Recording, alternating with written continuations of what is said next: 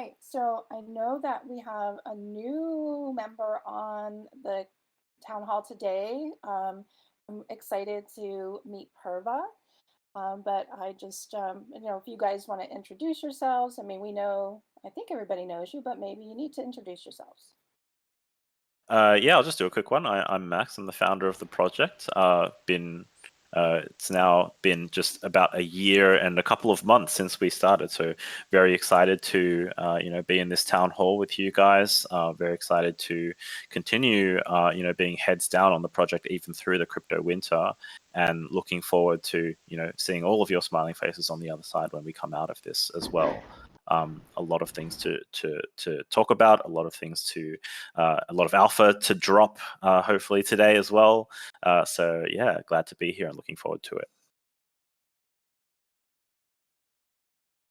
Cool. I'll go next. I'm Purva. I'm the senior producer for art and content at Nyan Heroes, and I've been here for about 4 months now.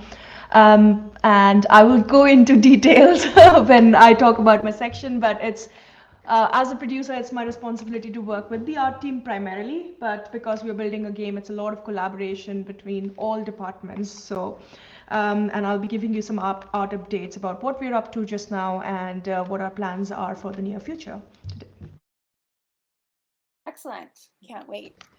Well, good morning. Good evening, all our Nyan friends that are here today. I think since our last town hall, we had the awesome mech drop. I don't know about you, but I had a great time unboxing my mechs and showing them off, and here in Discord and on Twitter. Just as a reminder, the unboxing site is still live. So if you haven't minted yet, I suggest you get to that right away, because I just got word that the last day to mint on the site is going to be next week, November 7th. So get your mint tokens and get to the minting site. If you don't mint on the site, doesn't mean that you don't get your Nyan Mechs. It just means they're going to be dropped into your wallet that was snapshotted. But it's really awesome, the website and the whole experience. So I recommend it. So Max and Purva are going to bring us exciting progress updates, info about the aspects of development the team is focusing on. I mean, this is a journey, and it's going to be a roller coaster ride. We're going to have ups and downs, but we want everybody along with us. So let's get a deeper look at what the team is working on. So Max, I think you go first. Yes, thanks, Boxy. Yeah, it's definitely to echo what Boxy's saying. This is definitely a marathon as opposed to a sprint. So very happy to be here and share with you guys, some of the stuff that we've been working on since the last town hall. And obviously, we had our Guardian Mech drop, and hopefully you guys loved it. And it was the experience that we kind of were hoping to promise you guys. And, very, very happy with how it went overall. And yeah, so basically following up from that mech drop, and what we've been doing since then is we've basically poured in all of our efforts into game dev. There are basically the mech drop was exciting. It was very cool, but ultimately there were many people on the team that were working on it, and so now we are redeploying all of our people to just basically work on the game and work on the demo, work on that vertical slice that we are currently slated to have done in Q1 2023. And so far, that is still the case, and there are no changes to that timeline. So, we're continually working on our gameplay demo. We've got studio play tests every week on the Friday. And basically we are implementing all of the features that we feel would make the game incredibly unique and fun and memorable and amazing. So we have a lot of the baseline sort of gameplay features and gameplay systems of Battle Royale in place. Even I think at the previous town hall, a lot of the systems were there with teams and matches and servers and pickups, weapons, abilities, and all of that stuff. But what we've really been sort of trying to nail down in the last, I guess, month or so, and what we'll continue to work on, is bringing the unique selling points of our project into that build. And what that means is basically, obviously, we're building a cat-based mech shooter. We live in a world made for cats. And so that is one of our key selling points. And so what we're doing is we're implementing all these cat-based sort of game features into our build now, so that no longer will feel like a vanilla battle royale, plug and play, something that's off the shelf, something that just feels like your standard sort of Call of Duty, Apex type battle royales, and some of the battle royales that actually are being made in Web3 as well. They also, at least surface level, feel like something quite vanilla. What we want to do is we want to make something full of character and bring a vibrancy to our world and a uniqueness to our world that really leverages the quirkiness and whimsical nature of cats. So that is what we've been working on. At the moment, we hope to be able to implement a lot of these systems like locomotion, like vertical gameplay, larger than life sort of cat-like abilities. We want to be able to implement a lot of these things even before the end of the year, if possible, at least sort of bare bones. But then in Q1 next year is when we hope to be able to, bring them to life a little bit more, add a little more polish, and then hopefully have something more forward-facing that we can actually show you guys and even demonstrate. So that is the goal at the moment. We're full steam ahead on game demo work, and so yeah, that's basically the studio update. We're still continuing to grow as a studio. I know in the current sort of economy, it's been, you're probably hearing about some companies sort of letting go of staff and sort of cutting costs and whatnot. We're definitely being a lot more budget conscious as a studio. However, we do have some positions that we still need to fill, so we are continuing to hire and grow as a studio, but we're just doing so a little bit more cautiously and a little bit more thoughtfully. At the moment, I think we're around 65. We will be 65 people, which is a couple more people since the last time we spoke, which is very exciting. A couple of really talented devs coming on board as well. And so, as a studio, we're very happy to be able to continually grow. As I mentioned, we are on track to see the demo in Q1. Just as a PSA, the roadmap may shift and change, which is pretty common. Keep an eye on the public roadmap to keep tabs on our goals. But so far, everything is looking pretty good. But I don't want to be too deterministic about roadmaps and get into trouble again. But so far, things are going well, and we remain on track with the roadmap. I know there are a couple of questions around now that the Genesis Guardian drop is actually done. We had a couple of questions around the community about the utility of the Genesis Guardians, either before and after the game release. So in terms of utility after game release, I mean, hopefully that will be eventually very self-explanatory, and that will be that the Genesis Guardians are actually your playable mechs in game. Much like if any of you guys are playing the new Overwatch 2 that just came out, you're picking your characters from the character selection. I mean, that will eventually be the utility of the Genesis Guardians. And obviously they'll have all their unique sort of abilities to use, and they'll be also yield generating in terms of when you win a game, you'll get certain rewards based on the rarity of your Genesis Guardian. So after game release is rather straightforward.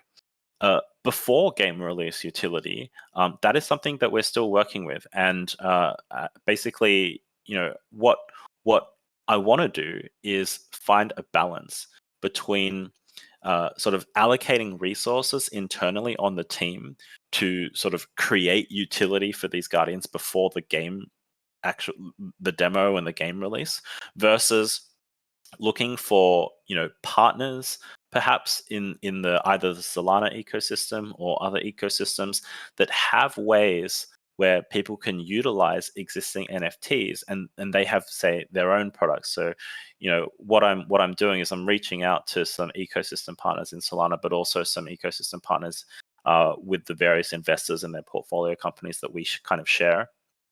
and just to see if there are any existing sort of dApps or protocols that say have mini games, and we can actually use our existing, or all we need to supply is our NFTs, and people can start sort of engaging with their sort of mini games, but using our NFTs. That's something that I'm currently looking into.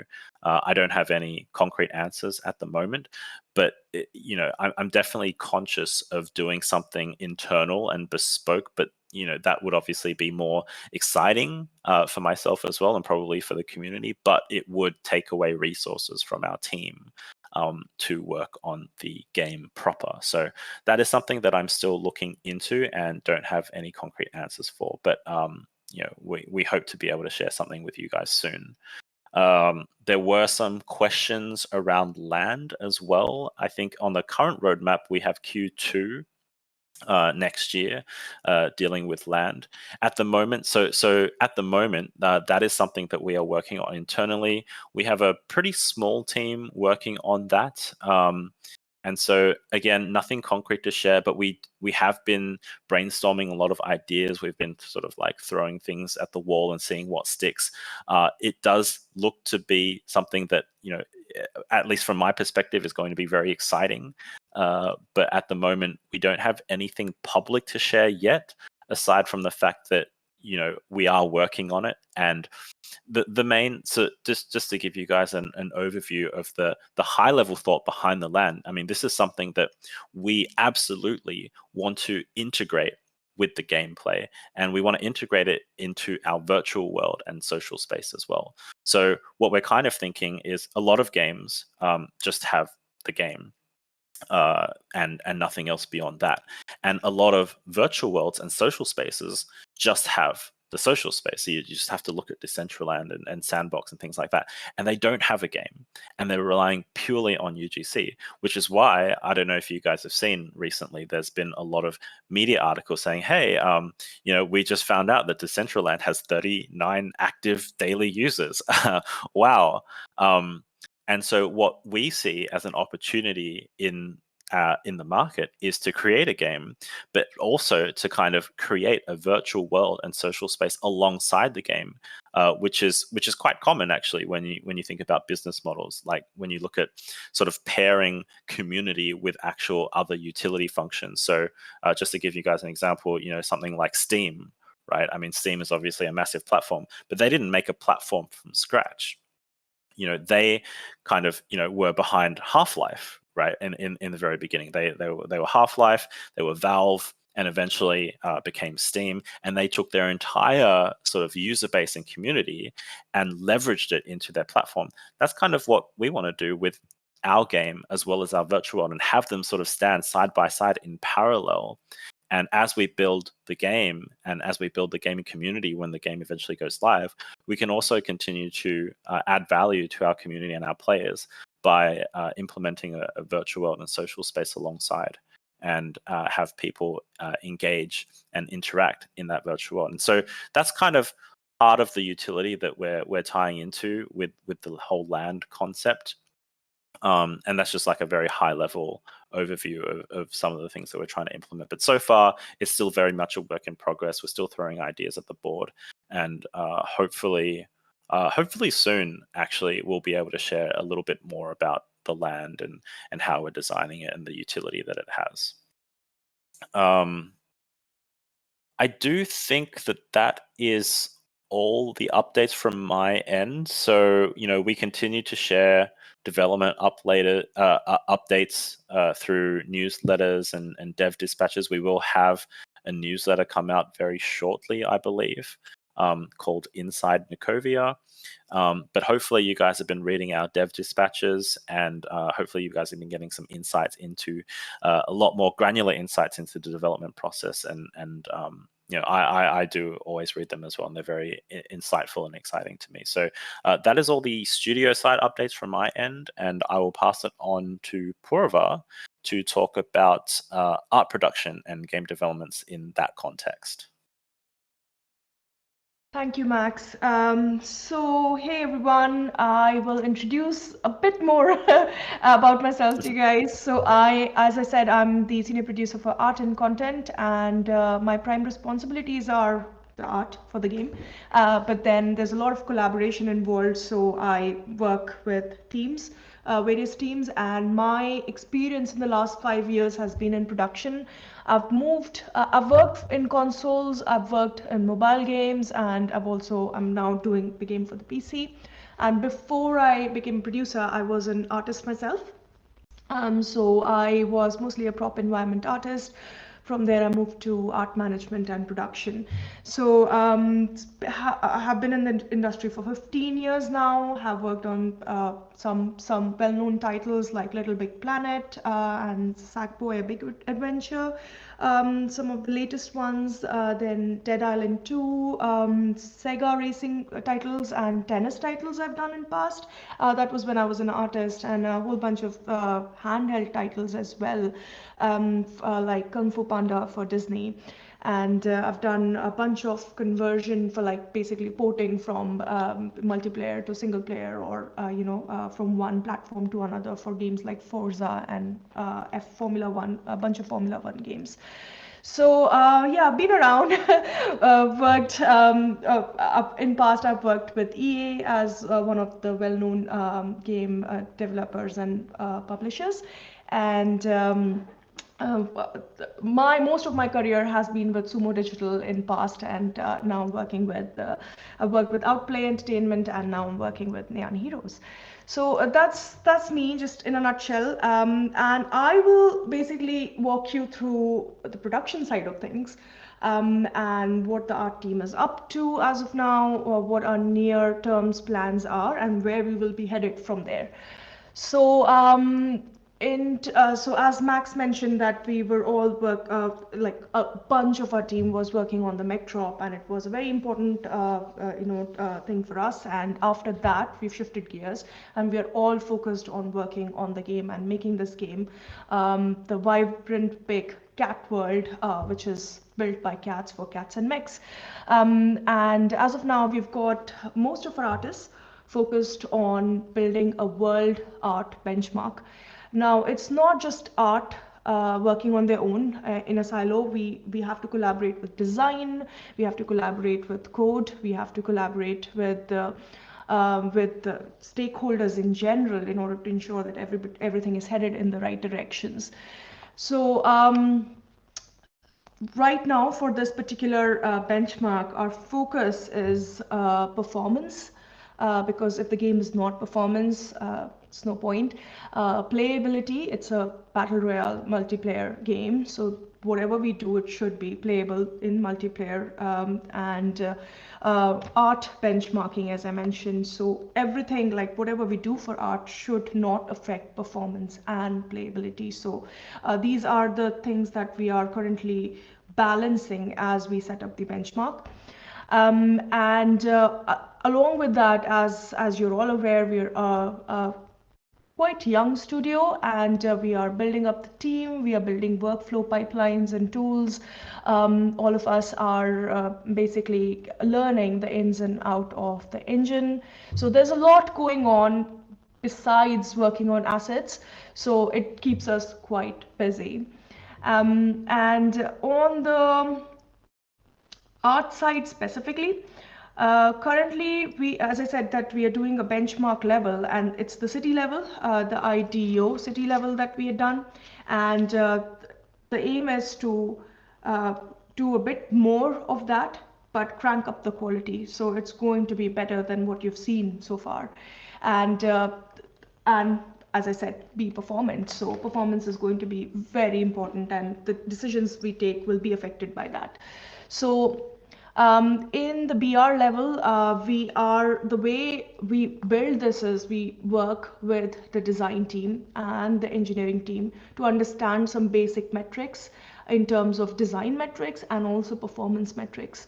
And from there, we basically take up a section of the map and break it down into different levels of, or I would say different complexity of assets, like we start with the largest assets, for instance, buildings, there are some interiors included, there are some road networks and all, and we break them down into these big chunks or areas that the team can focus on.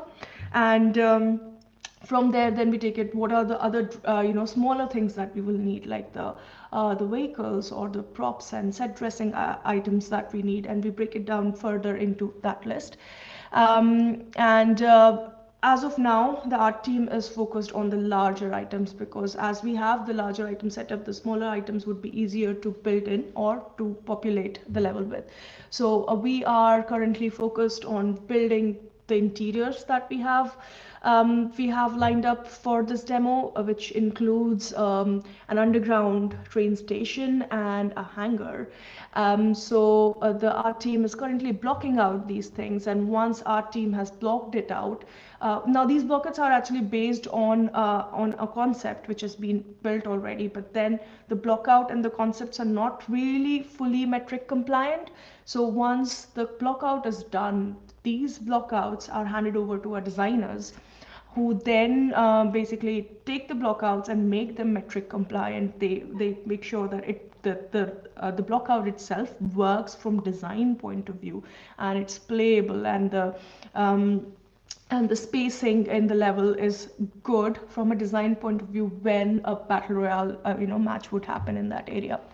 So that they would take this back, and then once design has done their parts, it goes back to art, where art then start making adjustments to either at the blockout level, and once that's, again, there is an iterative process that's involved here, a back and forth between art and design. We have regular reviews, we'll have regular playthroughs to see how everything is going, and then once everything looks fine at a blockout level and plays well at the blockout level, then we take it to the final art stage, which is where art can start working more independently, and they would be building final assets, applying final materials, textures, and implementing, like everything is implemented at the blockout level, but then any other set dressings and everything is also added on top to basically bring the final assets into the level.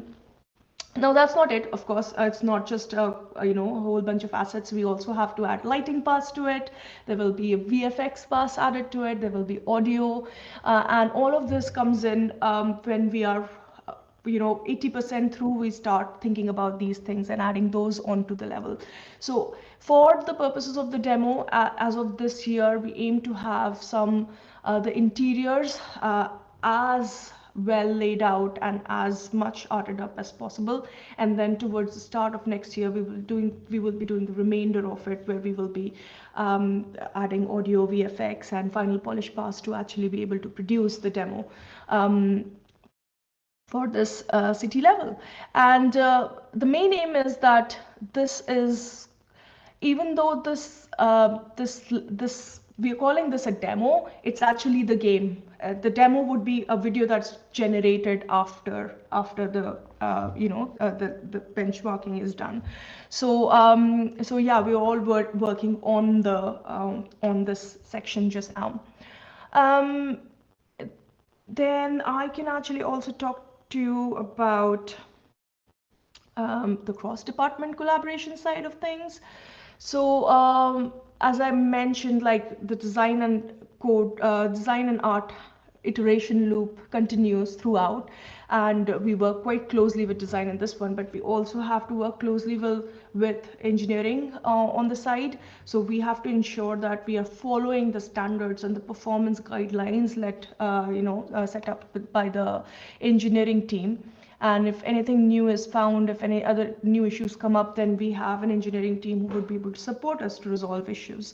It's a collaboration on that front. And then from production side, as it's my responsibility to ensure that everybody is able to work together, and especially with the global team that we have people spread across the world, and there are some people in Japan, some people in the West Coast of America, so like everywhere. So bringing a team together is exciting, challenging at the same time, and we have to ensure that the key people are able to meet at a regular interval. Whatever discussions happen, they are noted down. if plans are affected because of anything that's found or anything that's discussed, then those are, those changes are reflected in the plans. For all the art assets that we are creating, we are currently as I said, in the process of breaking things down into what all do we need to make. And after we do that, we'll get estimates and everything will be scheduled. And then that will give us an idea of what is it that we will produce by the end of this year and the start of next year.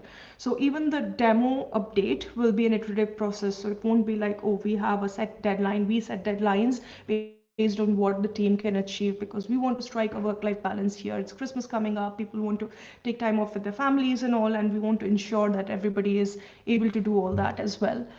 So yeah, and so it's a lot of decision making on a regular basis, a lot of collaboration, and as Max said, it's not just a sprint; it's really a marathon, and things change all the time. New issues are found all the time, and we have to just stay on top and ensure that we communicate. Communication is the key because we are remote and we can't see anything. Like, we don't know how people are feeling, we don't know how things are going, what issues people are facing, and so it's very important that the communication is flowing through messages, through calls. So we try and keep that quite active and frequent. So that's a bit about art. And then in terms of how we are breaking everything down, in terms of what, like, a process that we go into creating art, if I have to talk to you about that, so it's not like just we generate a concept and an asset is made with it. It starts with a vision. There is a creative vision, art direction, style guides that are there, and that basically defines what is the overall look and feel that we are going for. And then we create some concepts. Those concepts go through a lot of iterations, blockouts, level design pass, as I mentioned, and then further concepting sometimes happens. Like, once level design has done their pass, there's a possibility we'll send it back to concept to do some paint overs. Because we can then take screenshots from the game, and paint overs can be done on the game screenshots to actually produce concepts which will fit the game camera angle as well. So so those are done, and we sync up regularly at a leadership level as well, where we try to address any issues, especially cross-departmental issues, which may not be directly related to the team, but affects the team in some way or the other. So we try and have those discussions quite regularly as well. And yeah, it's about making sure that everybody is aware of what's going on, and red flags and blockers are raised as quickly as possible. So yeah, that's some of the stuff that we're currently focused on. And at the end of this, our aim is a very high visual quality bar, which is at par with IDEO, actually better than that, is what we are aiming for. And we are able to produce some exciting gameplay footages from it, which we will be sharing with you in the coming months. And as I mentioned, it will be an iterative process, where it's not like once we've shared one footage, that's it. We will be sharing updates to the demo quite regularly. By the end of this year, start of next year is the aim right now. And looking at everything that we've evaluated so far, it seems all doable. And we will be excited to share some of these footages to show you exactly what the game would look like and what the team has been working hard at. So that's everything on the world side of things. But then that's just one part of the game. As this is a battle royale game, and there's actually a gameplay involved. And the gameplay is the mechs fighting each other in a gunplay battle, and that's basically the movement within the game. And there's a separate team who's currently working on the movement and what movement would work. And this is a cat game where the mechs are built by cats, so we need to ensure that our mechs reflect that personality, reflect the traits of a cat, and that's something that another team is currently focused on, and that's mostly a design led, and mostly designers involved in it, along with some animation and engineering and concepting support. So our animation and concept artists are helping that team to establish locomotion. And this is going to be one of the critical things, because once we have established locomotion, how do the mechs move? How do they act in combat? What are the different kind of moves that would work? Is there a vertical movement? Is there horizontal movement or wall running or whatnot? And once we've established all that, that will help us generate the metrics. That will be the actual gameplay metrics, which will then in the end affect everything in the game, how the world is built. So at that point, once we have that established, we will be able to take those metrics and apply them on top of the existing world and make changes. So you would see that by the time we have all the metrics and everything established, things will change, but it will not change visually. It will just change in terms of metrics and how things are positioned and everything. So yeah, there's a bunch of exciting things happening at our end. Everybody is hard at work. Everybody is very focused on some really clear goals. And we are excited, and we'll be sharing more updates in future with you all. So I hope you guys enjoy that and stay tuned for them. And I think I'll hand over back. Yeah. That was awesome. I have to tell you, I'm exhausted just trying to think of all the things that you have to do. So I know Max has got some more cool stuff to talk about. So Max, what else do you have in plan? Yeah, absolutely. So something very exciting, hopefully, to all of you guys. Something that a number of you have been asking about a lot, actually. So since the Genesis Guardian drop happened, a lot of you guys are probably aware that as part of that Guardian drop, we also dropped a number of other things. So we dropped a couple of cool wallpapers, which hopefully you guys are using either on your desktop or your mobiles. But also we dropped some Nyan Heroes merch tokens, and a bunch of you guys have been asking when merch. So I'm very excited to announce that we will be having our own Nyan Heroes merch sale starting on November the 15th. And so this is something that we've been working on for quite some time.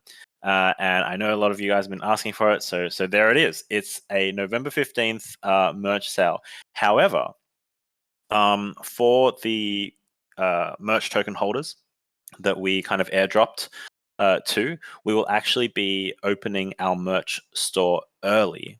So we're giving our merch, our Genesis merch token holders early access to the sale. So that will actually be the week before November 15th. So that will start November the 8th and will run into November the 15th, at which point the merch sale will then become public.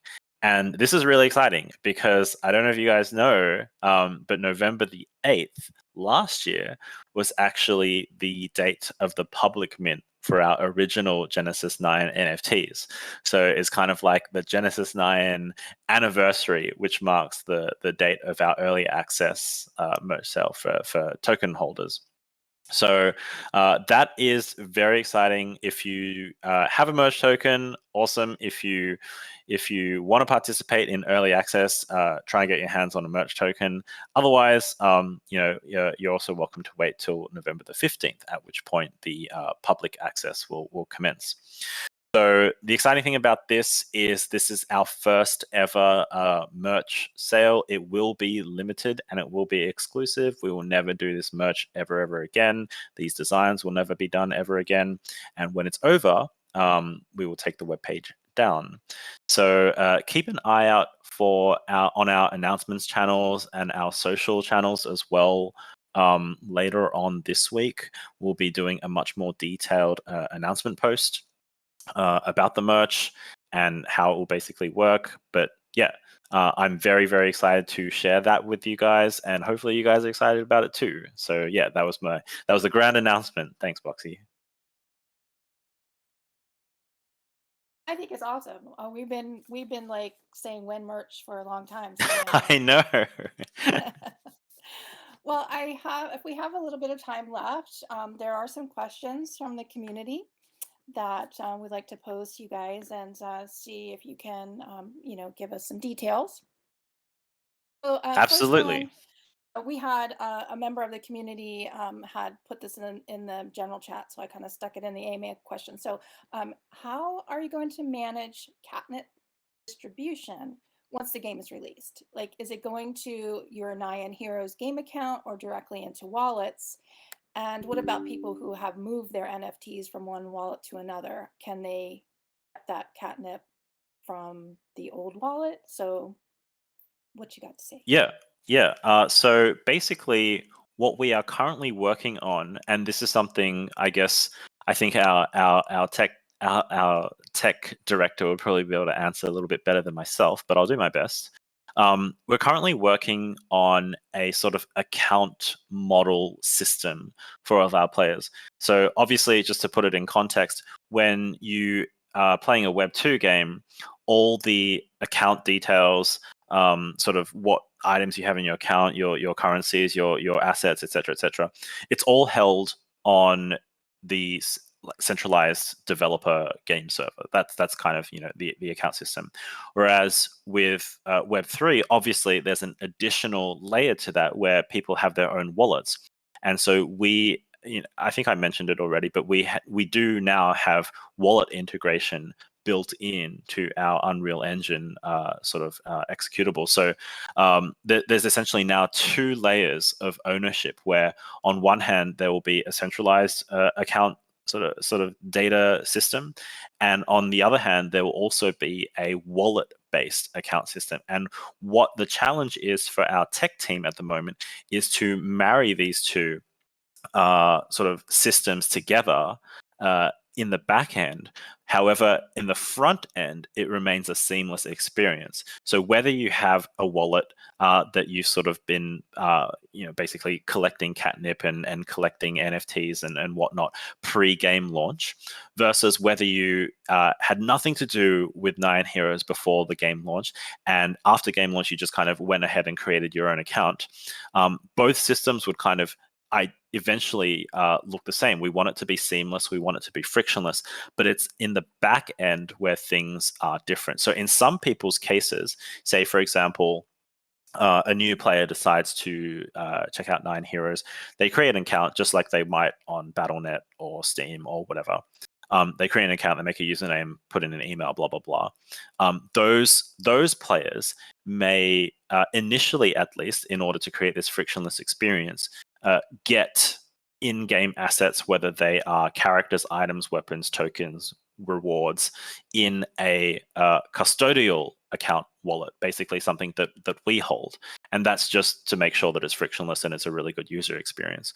Whereas people that already have assets or catnip or tokens or whatever, once the game starts, will be able to log in using their wallet, and they'll still see the same assets on their in-game dashboard. So that's like the high level goal that we're trying to achieve.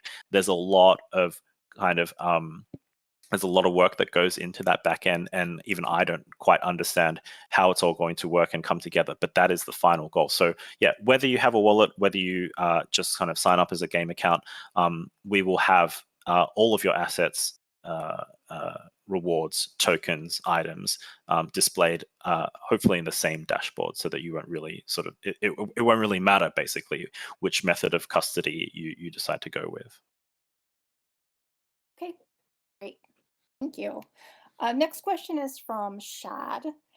I know catnip is supposed to be pegged to USD, but what's the value for one catnip? So at the moment, we have valued it at 1 cent.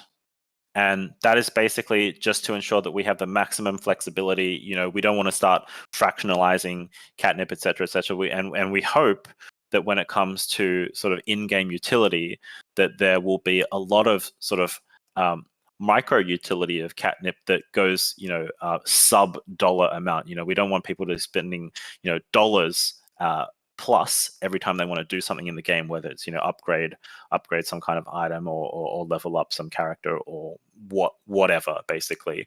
So we kind of broke it down into its smallest form, which is why the amount of catnip that people are receiving is sometimes quite high. I know. I think I saw some stats. There were some accounts that have multiple hundreds of thousands of catnip, and maybe some that even have 1 million now. I'm not even sure. Millions plus. So at the moment, we've basically pegged it to a cent USD. And in terms of that mechanic, basically, obviously, if you're keeping up to date with stable coins and all the regulations that are coming around that, essentially, the direction seems to be traveling in towards a system where you must be over collateralized in order to maintain a stablecoin ecosystem. So that's basically what we will be adhering to as well. That's a good one to have an answer to, because we get quite a few people asking. So thanks for that. Absolutely. The next question is about Nyan Guardians. If there were people who were not eligible for mint, say maybe their snapshot wallet was not did not hold their Nyan, what happens with their mech allocation? And if they're never going to be minted, can we know like what classes, rarity, what we're going to be having in the game now that would change maybe the value of those? I guess so. Just so that I have some more clarity, what does that mean if they were not eligible to mint? Because I mean, all of I guess like at the time of snapshot, the Nyans will have all been in some kind of wallet, right? So whatever wallet they happened to put it in, whether it was their original one or a different one. I mean, even the ones that are on Expedition, we kind of tracked the original wallets that they kind of sent from. So they all should have received a token, and as long as that, yeah. I'm sorry to interrupt. There were some that would have them on the market. So we had some people who Okay. had them on the market, or they missed the deadline for the snapshot to take them off, so they were kind of in limbo. That's a really good question. I guess well, what we should probably do is at least after the deadline of sort of like the public minting, the sort of full unboxing experience. What we should probably do, and thank you for bringing this up, is to just take a snapshot and look at the distribution of remaining tokens that were not claimed off our website, and just see where they are, because we don't even know. There might be a lot of tokens in, say, kind of archived old wallets that maybe people kind of in the crypto winter they kind of lost track of things and they weren't able to keep up to date. If that is the case, then those as we said, we will automatically mint and airdrop those wallets a Guardian. If it is held under exchange, I mean, obviously we have to look into that, and we should be able to identify the exchange wallets. If there are a lot of tokens being held in exchange wallets, I can't imagine there's any value in dropping those mechs to the exchange wallets. So what we might do is something custom and just sort of take those mechs and maybe allocate them for giveaways or something, competitions or something like that. That would be being put on the spot. That would be my best guess. But we obviously need to do the due diligence and see where the tokens are once all is said and done. That's understandable. Everybody's got to kind of get their mechs minted and let the dust settle. Yeah, I mean, if we find that there are no, let's say, for example, there are no mechs on any exchange wallets, then we will just mint them all and airdrop them to whatever wallet they happen to be in. And hopefully one day, if someone's kind of dropped off the face of the earth because they've got busy or something like that, they will eventually find that wallet. The story of the missing ledgers or whatever. They'll find that wallet. They'll see their Guardian. They'll be like, "Holy crap! I heard about this game. I remembered that I have a wallet sitting somewhere." Pull up an old dusty laptop and they open it and they're like, "Yes, I still got my Guardian, and they can continue to play it. That'll be a good surprise for somebody, I'm sure. Absolutely. The next couple of questions are dealing with land. I know that you talked a lot about lands, but there's some interest in like the actual gameplay, like MMORPGs, or hmm what is the actual like gameplay utility or the gameplay plans for the lands? Yeah, I mean, so at the moment, I think as I mentioned, we're still kind of in work in progress stage as we brainstorm ideas about the land. So like at the risk of saying certain things that people will eventually sort of say, hey, you said this was going to happen. I will just preface everything by this is all still a work in progress. And so, in terms of gameplay utility, how we see land / virtual world, as I mentioned, is kind of like a a parallel product to the game. And so, we wanted to create land and have utility that wasn't sort of critical to game progress, say the battle royale shooter or whatever that happens to be. We didn't want to make land utility critical in order to progress in the battle royale, because obviously that would create quite a sort of land crisis, because people will start feeling like, oh crap, I mean, if I'm playing the game and I don't have land, well then I can do nothing. I'll eventually hit a wall. So that is definitely not something that we're trying to actively avoid. At the same time, we are trying to actively input utility into the land that enhances the gameplay. So some ideas, and again, these are all work in progress, and so don't take them to the bank.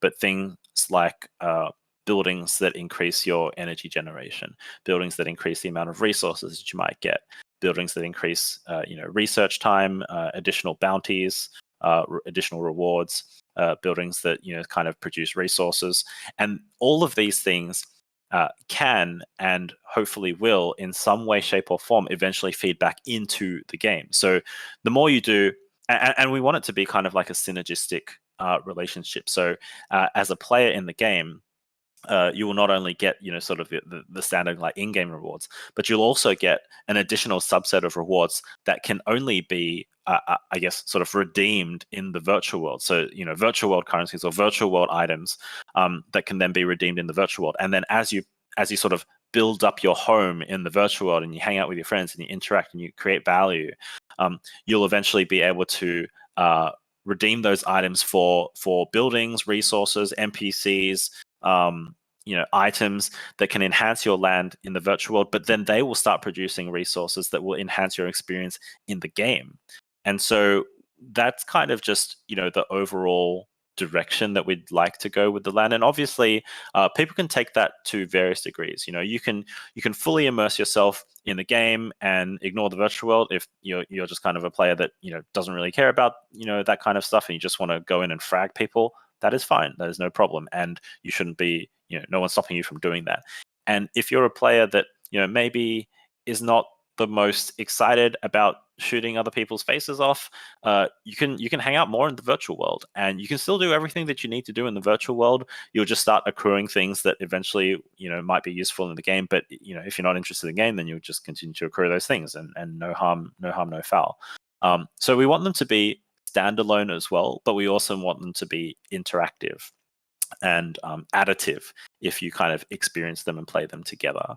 So hopefully that helps with some of the parts of that question. But obviously, it's still very much a work in progress. We want to make sure we get it right. We don't want to, I mean, it's still very early days. And our lead economist is actually joining us very shortly from PwC. So that'll be very interesting to sort of get their take on things as well. But what we don't want to do is, make a bunch of sort of commitments and promises to the land utility now, and then only eventually to find out that, hey, actually, this doesn't make any sense, and we can't actually do this, and it's not benefiting anyone to have these utilities. So we want to be slow, a bit more slow, a bit more thoughtful about the process, and just make sure we're getting it right. No, nobody's going to fight with you on that. We want it to have value, so we'll wait. We can wait. The next question has two parts. So I know we discussed this at the last town hall, but with the release of alpha being planned for Q3 2023, will there be any update to the staking of our Genesis Nyans, assuming the initial 1.5 million is gone before Q3? And will the team continue to incentivize early holders? Yeah, I mean that is the plan. Obviously we are kind of trying to work with a moving target. So right now, Q3 2023 is what is on the roadmap, and so far, there's no indication that there will be any change to that at the moment. But we're still a fair way away from that. So it is kind of a moving target in terms of the staking. We need to just basically consider, how things are going in terms of the roadmap and the timings. It may be the case, and actually, I don't know if you've been tracking it, Boxy, but I've kind of not been updated on the amount of catnip in a while, actually. So I'd be interested to see how much we've been producing in terms of the staking, and how close we are to sort of reaching that. I mean, I guess that's something that I would like to look into first. And so maybe maybe we can make a note of that, Shelby. Maybe just make a note of the catnip thing. That's something that I would definitely like to look into. Look at the trajectory. Look at how much we've actually kind of mined per se, and we can have some more. We can have some more discussions about that, perhaps the next town hall, or other updates in the interim. Because at the moment, I don't want to say anything for sure until I know what the trajectory is. If we are going to say run out imminently, then it's definitely something that we would need to discuss a lot more promptly. That's great. I know that it's a lot to keep track of. So I do have a few more questions, but it looks like we're just about out of time. So I will put those forward to the team, and maybe they can just answer those in Discord under the AMA questions, and can get everybody's questions answered. I know there's a couple more that popped up into the chat, but we'll have to wait till next time, guys. So I appreciate you. I appreciate everybody's time, and we really enjoyed hearing about the art direction and what's going on with the team. So, any last words? From myself, thank you guys. Thank you for coming to the town hall. I know it's tough sort of market conditions at the moment for everybody, but thank you guys for all being here and showing up and listening to all of our updates. We've been massively heads down as a team and just focused on delivering the game and the demo and a product that hopefully everyone will be proud of and happy with. So, get excited about the merch drop. It's something that we've been working on for a long time. And hopefully you guys will love some of the designs. They're super quirky and hilarious and awesome. So, I definitely want to get some myself as well. And yeah, other than that, we excited to share more information with you guys. If you have any questions, please leave them. If the team can't answer them, they'll definitely come to me, and I'll be able to help them answer it. And so we can definitely answer all of the questions eventually in writing at least. And then otherwise, see you guys in the next town hall, whenever that is, in roughly a month from now.